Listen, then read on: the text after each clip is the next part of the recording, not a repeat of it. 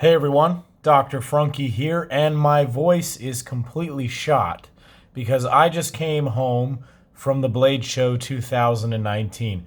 I'm going to try to struggle through this video with what little voice that I have so that I can show you the knives that I came home with from the Blade Show. It was a very exciting show for me. I took 3 new knife deliveries that you can see here on the table, and I came home with 3 other knives to get to check out that I'm also really excited about, all for different reasons.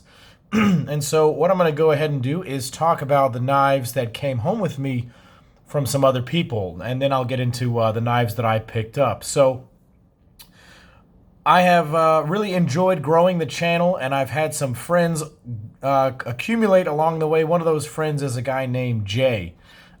He actually won the Spyderco Myrtle that I gave away some time ago, and we started talking, and ever since then he's been telling me about his passions and the pursuit of his education. And when he graduated with his degree, he decided that he was going to buy himself a lifetime knife, and he purchased this Spartan Harsey folder from Spartan Blades. And I've been wanting to get my hands on one of these knives, and he really has a very prime example. This is a beautifully done Damascus blade with an awesome Crusader pattern on here with some interesting anodizing. And this knife is very special to him, I know, and so it means a lot for me to be able to take a look at it. It reminds me a bit of a Sebenza crossed with a Hinderer, and all of the best things of both worlds. And so I'm really looking forward to taking a look at the Spartan Harsey folder whenever I can get a chance to it. I'm going to try to get this back to him as soon as possible. I'm going to move these off the screen as we continue to go through, just so we have fewer things to focus on. Another interesting knife is this one right here. This is a knife from my good buddy Mike. He goes by Blue Men Blade on Instagram. He has been very generous with me and shared a lot of his knives recently. You can see some of his very high-end pieces, including the Mini Sabotage and the Kultrotech Jim. But this is a very interesting knife. It comes to me from Russia. There is a maker, AG Knives, and I need to look at his name 300 more times before I can pronounce it correctly, but AG Knives, and he is a Russian maker that has a very interesting and very awesome sort of design language, very simple, very functional, and also very excellent. This is extremely fast, very, very smooth, very functional, and very nicely done steel. This may be some of that Zlatinox steel, and I'm going to need to take a look at some information on this before I bring you the video. But it is an interesting new maker that I'm very curious about, and so we will learn a bit when we see this video. The next one is a preview, a super preview. This is the prototype Booz Blades Mini Smoke. That's right, the Smoke, which I called Frunky's favorite front flipper at the time that it came out, now has a smaller version. This one is coming in right here with a 3-inch blade, as opposed to the 3.5 on the larger version. Some people wanted a smaller one because the other one was kind of slim and kind of long. This one seems to have a bit better visual proportions. It is a bit small for my hand. I actually find it somewhat more difficult to actuate, but I'm going to spend some time with it, and I'm going to learn how to really enjoy this knife. It looks so good, and I really think a smaller version is certainly the way to go. And like with all front flippers, it just takes a little bit of practice. I literally just got this, and so I'm still learning. So very, very cool to get the prototype. Thank you to William Booz and to Eugene Kwan for sending this along so that I could check it out for you guys. So let's go ahead and get into my personal acquisitions from the show. Really excited to show you guys these knives. If you follow me on Instagram, perhaps you have seen these knives already. But I'm going to go with them in the order that I received them, and the very first one is right here in the middle, and that is the Gareth Bull Miura. This is an addition to my collection that is very, very special to me because, as many of you know, I have a very special chamois. I want to go ahead and put these two knives side by side so you can see why this knife is so special to me. I've always liked Gareth Bull's work, and obviously I love the chamois, but the Miura is a knife that has always intrigued me. It's also a front flipper model, but it has very different lines. I'm going to go ahead and open this knife so that you can see that this is a very interesting and very different design to the chamois. Despite them both being front flippers, this has a completely different profile. And so about a year ago, I asked Gareth if he would consider making me a Miura, and he agreed, but I wanted to find some materials, and so I found this rose pattern Damacore, this raindrop mokume, and fat carbon fiber right here to make what looks like a very visually stunning knife, and it really is.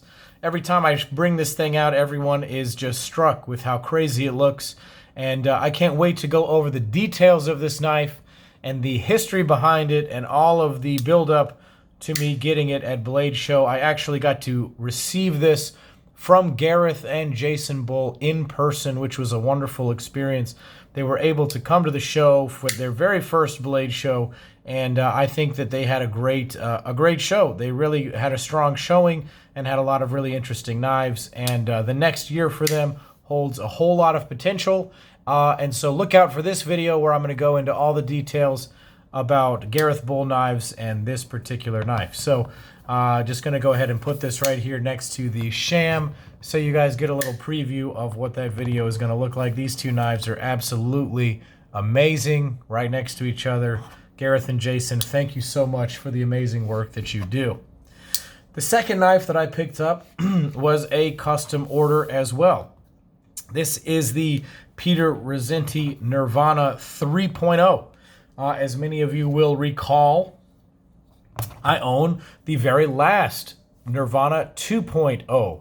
This is a very special knife to me because, as some of you may also know, I lost a Nirvana some time ago. That Nirvana was a 2.0. It featured a Coke bottle milled frame, and it was just a wonderful, wonderful piece. Well, this knife is the spiritual successor to that. I knew that I wanted to get the Nirvana 3.0 because it is a smaller, more compact knife that would be a slightly easier for everyday carry. For this one, I knew that I wanted to try the Coke bottle frame again, and what that means is that it's actually scalloped here and here. You can see that as I move it back and forth, that there's actually some milling to that frame. It slims the knife down, and it gives it a very interesting acoustic property that I really enjoy about the knife. Not to mention the beautiful mirror stonewash finish, the very cool copper pivot collar, and just the awesomeness of an integral handle. Just a whole lot of fun right here, and really nice to receive this knife from Peter. He and I talk sometimes about knives, and specifically his knives, including the Paisan, which I actually have sitting right here. Why don't I just pull this guy out as well? Talked to him briefly about the Paisan at the show. I'll go ahead and include that in the video. He also introduced the small Nirvana 2.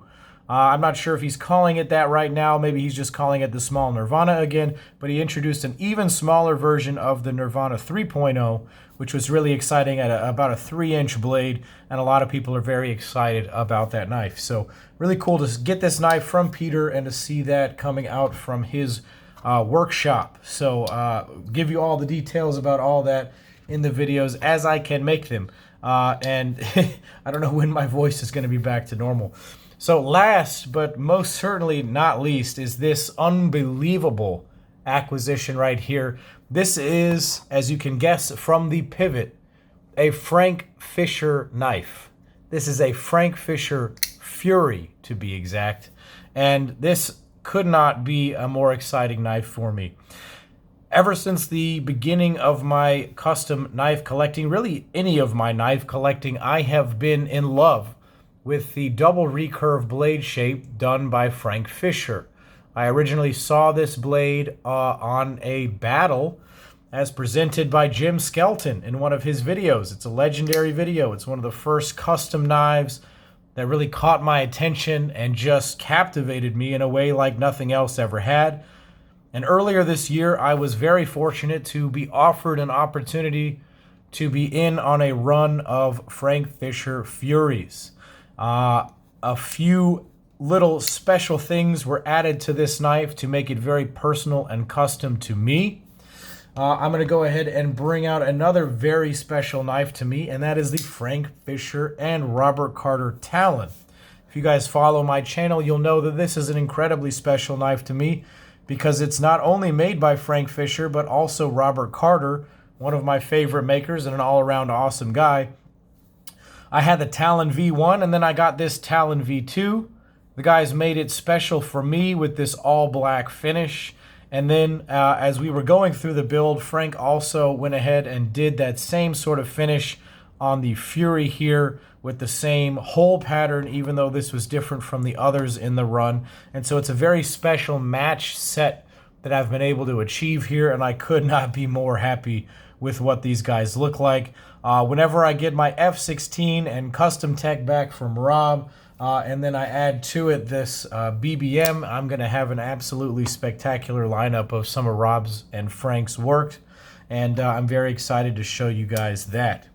Some of the really special features on this Fury, if you haven't noticed, is the incredibly awesome blade. This is actually mirrored, polished Damacore, and then obviously the beautiful pivots, and then this insane pocket clip and beautiful backspacer. Look at the colors on this. Let me see if I can get that in focus for you.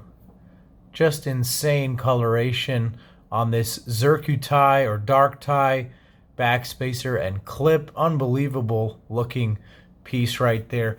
So what a special knife this is to me to finally have a piece of Frank Fischer's work in my collection. I'm just thrilled. This is a true grail piece for me.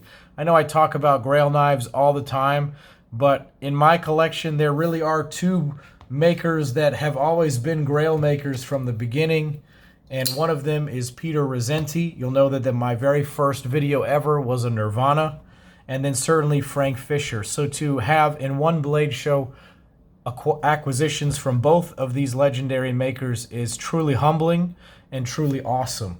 Let me bring out one more time this one right here. Now that I've learned what Gareth and Jason are capable of, I think that they too should be added to the list of people who make grail level knives. They make absolutely amazing things, and I couldn't be more excited to add these knives to my personal collection. Of course, each one of these knives is going to get an individual video along with the other knives that I brought that I showed you before, but I just wanted to touch on these things. I may make a follow-up video in terms of just Blade Show and my thoughts in general, but just so everyone knows, I had a really great time. I cannot recommend more strongly that you should go if you feel like you can and you can afford to go. It's just an incredibly fun time. Even if you don't buy any knives, you're going to have a good time. So we'll go through the details on that. Just wanted to share this with you guys. Let me know what you think of these knives down below in the comments. Go ahead and click like and subscribe to my YouTube channel here. Head over to Instagram and follow me there at Dr. Frunky. And check out each one of these makers over there on Instagram as well. Fantastic knives that I can't wait to share with you. So thank you for watching, and as always, take care.